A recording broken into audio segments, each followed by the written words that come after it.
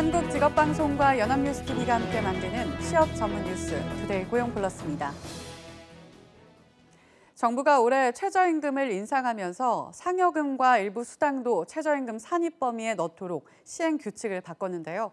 노동계는 사측이 바뀐 규칙을 최저임금 인상분을 주지 않으려는 꼼수로 악용한다고 반발하면서 충돌 직전 상황인 곳도 나타나고 있습니다. 이진우 기자입니다. 4,500여 명의 홈플러스 노조원들이 설 연휴 직전 총파업을 예고했습니다. 근속수당을 기본급에 합치려는 사측에 대한 반발입니다. 올해 최저임금 인상으로 최저임금에 못 미쳤던 기본급이 10% 이상 오를 줄 알았는데 근속수당이 기본급에 들어가 명목상 최저임금을 맞춘 게 되면서 인상이 물거품됐기 때문입니다. 회사는 이번에 이 근속수당을 불법이 아니니까 법에 그렇게 해도 된다고 하니까 기본급으로 사실상 녹이겠다고 합니다.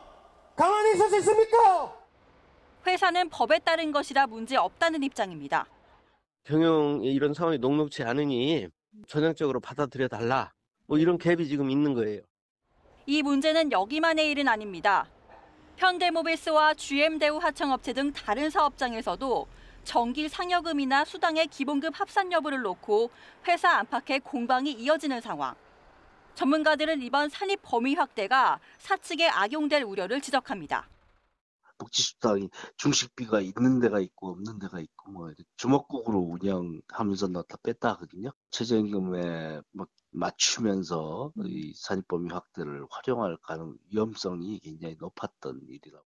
최저임금 산입 항목 변경이 최저임금 인상을 무력화할 수 있다는 우려가 나오면서 이를 둘러싼 공방이 올해 노사관계에서 가장 큰 갈등 요인이 될 전망입니다. 연합뉴스TV 이진우입니다. 문재인 대통령이 25일 양대 노총 위원장과 면담했는데요. 민주노총은 28일 사회적 대화기구 참여 여부를 결정할 예정인데 내부에선 찬반이 갈립니다.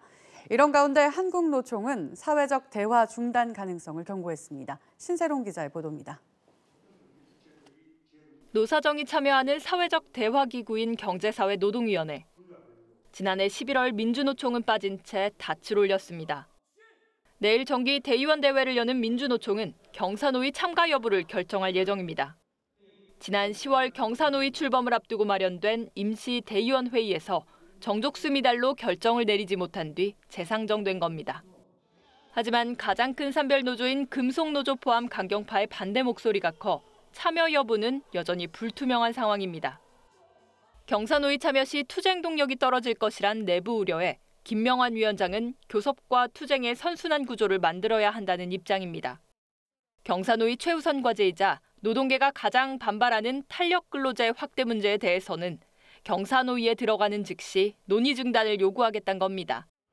한편 한국노총은 사회적 대화 참여 중단을 검토 중입니다. 경사노위 산하 노사관계 제도관행 개선위원회에서 경영계 요구에 따라 대체 근로 허용을 논의하는 것에 반발한 조치입니다. 한국노총은 오는 31일 경사노위 소위의 최종 회의 전 긴급 상무위원회를 열고 대화 여부를 결정할 계획입니다. 정부와 국회는 노동계 현안을 풀기 위한 자리로 경사노위 참여를 촉구하는 가운데 노동계가 노사정이 모두 참여하는 완전체의 일원이 돼 사회적 대화의 물꼬를 틀지 주목됩니다. 연합뉴스TV 신세롬입니다. 올해 우리 경제가 녹록지 않을 것이란 경고는 지난해부터 나왔는데요. 막상 연초가 돼 보니 업계별로 사정이 엇갈리고 있습니다. 지난 몇 년간 어려움을 겪던 조선업계는 연초부터 수주가 이어지고 있는 반면에 자동차와 반도체 산업은 난관이 예상되고 있습니다. 곽준영 기자입니다. 지난해 우리나라 조선업계가 세계에서 수주한 선박은 1263만 표준 화물선 환산톤, 전 세계 발주량 2860만 CGT 중 44%를 따내 중국을 7년 만에 밀어내고 세계 1위 자리를 되찾았습니다. 고무적 흐름은 올해도 이어지고 있습니다. 연초부터 대우조선해양과 현대중공업이 외국에서 각각 초대형 유조선 6척과 원유 운반선 2척을 수주한 겁니다. 하지만 다른 주력 산업들은 기지개를 켠 조선 산업과 사정이 다릅니다. 자동차 산업은 지난해 현대차의 영업이익이 반토막 나고 기아차는 영업이익률이 2%대에 머물렀는데 올해 상황도 낙관하기 어렵습니다. 바깥으론 25% 관세 폭탄을 내건 미국의 무역 확장법 232조의 위협이 남아있고 안방에선 지난해 16.7%의 사상 최고 내수 점유율을 차지한 수입차들의 공세가 더 거세질 전망입니다. 반도체는 삼성전자에 이어 SK하이닉스도 작년 4분기 실적이 기대 이하였는데 최대 수요처 중국의 경기 둔화 탓에 반등이 쉽지 않아 보입니다. 지난해 수출이 5년 만에 최저 수준을 기록한 철강 역시 미국에 이어 유럽, 캐나다까지 보호무역 장벽을 높이고 있습니다. 전통 제조업이 흔들리고 있는 것이 가장 큰 문제라고 할 수 있습니다. 단기적인 어떤 처방이 아니라 건강한 산업 생태계의 전략적, 중장기적 육성 정책이 필요합니다.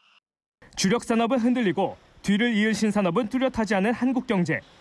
주력 산업의 경쟁력 회복과 신시장 개척이 시급합니다. 연합뉴스TV 곽준영입니다. 지난해 우리 경제의 고용을 창출하는 능력이 글로벌 금융위기 이후 가장 낮은 수준으로 떨어진 것으로 나타났습니다. 한국은행과 통계청 자료를 분석한 결과 경제 성장에 따른 고용 증가를 나타내는 고용 탄성치는 지난해 0.136으로 2009년 마이너스 0.518을 기록한 뒤 9년 만에 가장 작았습니다. 고용 탄성치는 취업자 증가율을 실질 GDP 증가율로 나눈 값으로 값이 크면 경제 성장에 비해 취업자가 많이 늘어난 것이며 값이 작으면 취업자 증가폭이 성장폭보다 작은 것을 의미합니다. 올해 최저임금 인상 여파를 많이 받은 업계 중에 편의점을 빼놓을 수 없을 텐데요. 주유 수당 부담을 줄이기 위해 사장이 직접 가게를 맡거나 직원을 시간대별로 쪼개서 고용해 아르바이트생들에게 불똥이 튀고 있습니다. 이진우 기자입니다. 한 온라인 구인구직 사이트입니다. 편의점 구인 목록을 보면 일주일에 절반도 안 되는 이틀이나 사흘짜리 알바 자리가 대부분입니다. 주 5일 이상 근무하는 직원을 뽑는 경우는 극히 드물고 있어도 대부분 야간 근무입니다. 이른바 쪼개기 알바인데 이런 일자리도 구하려면 하늘의 별 따기입니다. 쪼개기도 많고 그냥 딱 피크 때만 3시간, 2시간 이렇게 구하는 데도 너무 많아가지고 원래 학기 중에는 자리가 그래도 꽤 있었거든요. 근데 학기 중에도 자리가 되게 없어가지고 최저임금 올라서 막 다 안 구하려고 하시고 수습기간 걸어서 최저임금 다 안 주시려고 그러는. 편의점 업계는 올해 최저임금이 10% 이상 오르면서 인건비 부담이 커져 어쩔 수 없다는 반응입니다. 한 주에 15시간 이상 일하는 직원에게는 주휴수당을 줘야 하는데 직원 한 명이 일하던 시간을 나눠 여러 명을 고용하면 주휴수당 부담이라도 덜 수 있기 때문입니다. 지금은 이제 쪼개기로 들어가면은 그나마 조금 버티고 이제 하는데 그것도 안 되는 점포들은 이제 아예 사람을 쓰지 않게 되고. 정부가 최저임금 인상 여파로 인한 부작용을 줄이기 위해 고심 중이지만 업주와 알바생 모두 힘겨운 시간을 보내고 있습니다. 연합뉴스TV 이진우입니다. 은행에 이어 상반기 내 제2금융권 대출도 어려워집니다. 정부가 가계빚 억제 추가 조치로 상반기 내 전 제2금융권에 총부채 원리금 상환 비율 규제를 도입하기 때문인데요. 어디를 가도 모든 대출 원리금 상환액과 소득을 비교해 대출 한도를 정하는 탓에 빌릴 수 있는 한도가 줄어듭니다. 소재영 기자입니다. 우리나라의 국내 총생산, GDP 대비 가계부채 비율은 경제협력개발기구 OECD 회원국 평균의 1.4배가 넘습니다. 증가 속도도 2015년보다는 줄었지만 여전히 빠릅니다. 잔액도 작년 9월 말 이미 1,514조 원에 달합니다. 신규 주택담보대출 한도 산출 시 기존 대출의 이자 외에 원금 상환 부담까지 고려해 대출 한도를 줄인 신DTI. 여기에 은행에는 모든 대출 원리금 상환액과 소득을 비교해 대출 한도를 더 줄인 DSR. 총부채 원리금 상환 비율 규제까지 도입됐지만 여전히 안심하기 어렵습니다. 예기치 못하거나 부정적 영향을 주는 시장 여건의 변화로 가계부채의 건전성이 급격히 취약해질 수 있다는 점은 항상 유의해야 하겠습니다. 이에 따라 금융당국은 은행권에 적용되던 DSR 규제를 2월 상호금융, 4월 보험, 5월 저축은행 순으로 확대합니다. 이미 시행 중인 은행들은 매월 DSR 관리가 제대로 이루어지는지 점검합니다. 금리 상승세를 감안해 대출자들의 상환 부담은 줄여줍니다. 변동금리 대출 상품의 기준금리인 코픽스의 산정 방식을 바꿔 7월부터 이 금리를 0.27%포인트 내릴 계획인데 이렇게 되면 최대 1조 원까지 이자 부담이 줄어듭니다. 금융당국은 급증한 개인 사업자 대출도 규제가 제대로 작동하고 있는지 점검해 내후년까지 가계부채 증가율을 명목 GDP 성장률인 5%대로 낮출 계획입니다. 연합뉴스TV 소재영입니다. 중소기업 공제사업기금에서 대출을 받으면 지방자치단체가 대출 이자 일부를 지원하는 2차 보전사업이 경기도에서 작년 중단됐다가 올해부터 재개됩니다. 중소기업중앙회는 중소기업 공제사업기금의 2차 보전사업이 경기도를 포함한 총 20개 광역 및 기초지방자치단체로 확대 시행된다고 밝혔습니다. 경기도의 이자 지원 규모는 연간 4억 원으로 경기도의 본사, 사업장 등이 있으면 가입업체가 공제기금에서 단기 운영자금 대출을 받을 때 대출이자의 1%까지 지원받을 수 있습니다. 정부가 28일부터 소상공인들을 돕기 위한 수수료 없는 결제 플랫폼 제로페이의 전국 가맹점을 본격 모집합니다. 중소벤처기업부는 17개 시도에 모두 109개 제로페이 시범 상가를 지정해 거점으로 운영하면서 가맹 신청을 받을 계획이라고 밝혔습니다. 또 GS25 등 6대 편의점, 프랜차이즈 브랜드 등은 가맹본부를 통해 4월까지 일괄 가맹을 추진하기로 했습니다. 중기부는 오는 4월까지 가맹점에 비치된 판매 시점 정보관리 시스템, 포스와 연동하는 시스템을 개발하고 6월까지 온라인 결제와 대중교통 결제 기능을 도입할 계획입니다.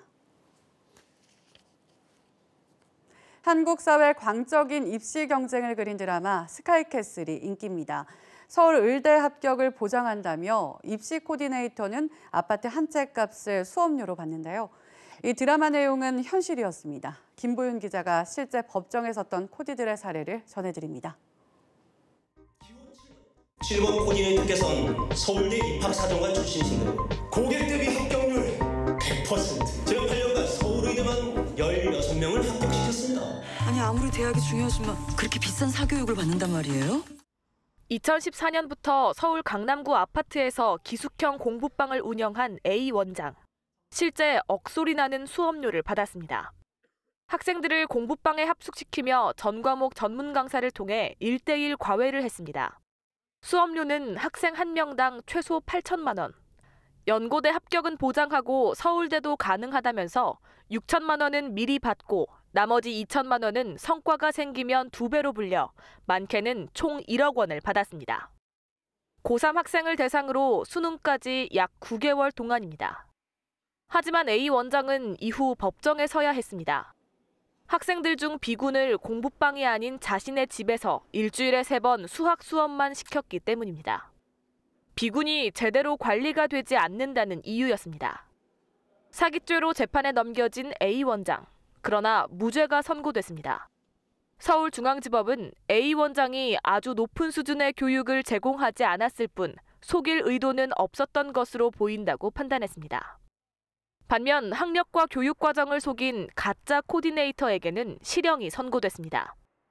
지난달 서울중앙지법은 자신이 서울대를 졸업했고 멘토 등을 붙여 최고급 과외를 해준다고 속이고 1년 수업료 1,700만 원을 받은 C씨에게 징역 6개월을 선고했습니다. 연합뉴스TV 김보윤입니다.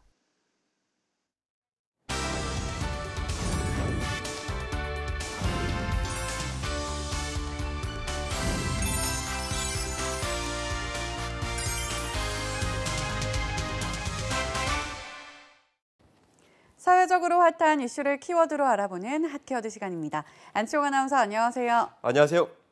핫키워드 시간입니다. 전 세계적으로 남녀 간의 격차는 어떻게 될까요? 또 우리나라의 경우는 어떨까요? 핫키워드에서 알아봅니다. 네, 여성의 사회적 한계를 가리키는 유리천장이라는 말이 여전히 통용될 정도로 남녀 간의 격차는 지금도 존재하죠. 그렇다면 세계적인 추세는 어떤가요? 네, 얼마 전 이 세계 경제 포럼 WEF가 2018 세계 성격차 보고서를 발표했는데요. 참고로 WEF는 2006년부터 경제 참여와 기회, 교육 성과, 보건, 정치 권한 등 4개 부문에서 국가별 성별 격차를 수치화해서 매년 순위를 발표하고 있습니다.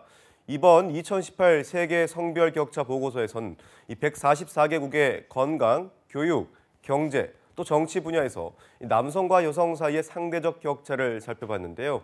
조사 결과 전 세계 성별 격차가 평균 32%에 이르는 것으로 나타났다고 합니다. 그러니까 이 전체적인 분야를 종합적으로 평가했을 때 여성은 남성의 68% 정도만 동등한 대우를 받고 있다는 뜻이죠. 네, 여전히 다양한 분야에서 남녀 간의 차이가 존재한다는 뜻이네요. 우리나라뿐만 아니라 전 세계적으로 남녀 간의 차이가 존재한다는 건 공통된 현상 같아요. 네, 그렇습니다. 게다가 여성의 정치 참여와 건강, 교육에 대한 접근권은 오히려 전년도보다 하락했는데요. 이 때문에 정치, 교육, 건강 등의 분야에서 성평등이 이뤄지기까지 약 108년이 걸릴 것으로 예상하고 있습니다. 특히 남성과 여성의 경제적 평등은 실현되기까지 무려 202년이 걸릴 것으로 예상하고 있는데요. 이유는 임금 상승, 승진에 따른 경제 분야가 가장 폐쇄적이고 극복이 어려운 분야라는 사실 때문이기도 하지만 전통적으로 여성이 종사했던 일자리가 자동화된 데다 육아, 가사 등 무급 노동에 여성들이 주로 참여하기 때문이라고 보고서는 분석하고 있습니다. 네, 경제 분야를 살펴보니 여성 근로자 중에는 단순 제조 업무에 종사하는 경우가 많은데 자동화가 되며 일자리가 줄어드니 경제적 평등을 이뤄내는 데 상당한 시간이 걸린다는 뜻이군요. 그렇습니다. 게다가 현재 불어닥친 인공지능 열풍 속에서도 인공지능 분야에서의 여성 참여율은 불과 22%로 상당히 낮은 것으로 조사됐는데요. 그나마도 여성은 데이터 분석가나 연구원으로 고용된 반면 이 남성은 책임자로 일하는 경우가 많았습니다. 보고서는 향후 인공지능 기술이 제조 등 남성이 다수인 분야에서 활용됨에 따라 격차가 더 벌어질 수 있다고 경고했는데요. 이렇게 인공지능 분야에서 남녀 격차가 없어져야 하는 이유에 대해 WF는 AI 머신러닝 담당자인 케이퍼스 버터필드는 인공지능을 개발하며 데이터를 작성할 때 개발자의 편견이 들어갈 수 있기 때문이라고 지적하고 있습니다. 네, 인공지능 개발에서 그런 우려스러운 상황이 생길 수도 있겠군요. 이를 방지하기 위해서라도 인공지능뿐만 아니라 전반적으로 남녀 간의 격차가 줄어드는 것이 꼭 필요할 것이란 생각이 들어요. 네, 그렇습니다. 다행히 전반적으로 보자면 전년도보다 남녀 간의 격차가 약간 줄긴 했습니다. 2018년과 2017년에 모두 조사됐던 144개국 중 89개국이 어느 정도 양성평등의 개선을 이룬 것으로 파악됐기 때문인데요. 또한 젠더 격차가 가장 작은 나라로 뽑힌 아이슬란드의 경우 남녀 간의 격차 지수가 불과 0.858에 지나지 않습니다. 참고로 격차 지수가 1에 가까울수록 성평등 실현에 가까운 나라로 평가되고 있는데요. 2위인 노르웨이는 0.835, 3위인 스웨덴은 0.822로 높은 점수를 받았습니다. 네, 그렇다면 가장 궁금한 우리나라의 경우는 어땠나요? 네, 안타깝게도 우리나라는 149개국 중 115위를 차지했습니다. 남녀 간의 격차 지수는 0.657로 상당히 낮은 수치를 보였는데요. 2017년 역시 남녀 간의 격차 지수에서 0.650으로 상당히 낮은 점수를 보이며 당시 조사 대상 144개국 중 118위에 올랐는데 이번 조사에서도 변함없이 낮은 점수를 보인 겁니다. 참고로 0.673으로 103위를 차지한 중국과 0.662로 110위를 차지한 일본보다 낮은 성적을 보였습니다. 네, 안타깝네요. 게다가 이웃 나라인 중국과 일본보다 낮은 수치라니 주로 어떤 분야에서 이렇게 낮은 성적을 보인 건가요? 네, 일단 경제 참여 기회 부분에서 남녀 임금 평등 지수는 0.532로 세계 평균인 0.632보다 한참 밑도는 점수를 보였는데요. 보고서는 특히 한국과 일본, 인도에서 가사 노동, 가사 돌봄 노동 등 대가가 지불되지 않는 노동 활동에 여성이 남성보다 2배 이상의 시간을 쓴다고 분석하고 있습니다. 또 교육 부분에서는 초중등 교육 기회에서 각각 1위를 차지했지만 고등학교 졸업 후인 3차 교육 평등에선 지난해보다 한 단계 내려간 113위로 여전히 개선되지 않은 결과를 보였습니다. 출생 남녀 성비 불균형은 137위로 오히려 지난해 132위보다 떨어지는 성적을 받았는데요. 정치 권한 부분에서도 여성의 의원 비율은 102위, 여성 강요 비율은 119위 등 역시 하위권에 머물며 우리나라 전반적인 분야에 여전히 남녀 간의 격차가 상당히 존재하는 것으로 조사됐습니다. 네, 경제는 물론 교육, 정치 분야에서도 우리나라는 세계 순위 100위권 밖에 머물러 있습니다. 요즘처럼 페미니즘 논쟁이 극렬한 시기에 나온 것 치곤 참 아이러니한 결과가 아닐 수 없습니다. 과연 진실은 무엇일까요? 이 밤 한 번쯤 고민해봐야 할 문제가 아닐까 싶습니다. 지금까지 하키워드 안치홍 아나운서였습니다. 고맙습니다. 고맙습니다. 지금까지 투데이 고용 플러스였습니다. 오늘 저희가 준비한 내용은 여기까지입니다. 함께해 주신 여러분 고맙습니다.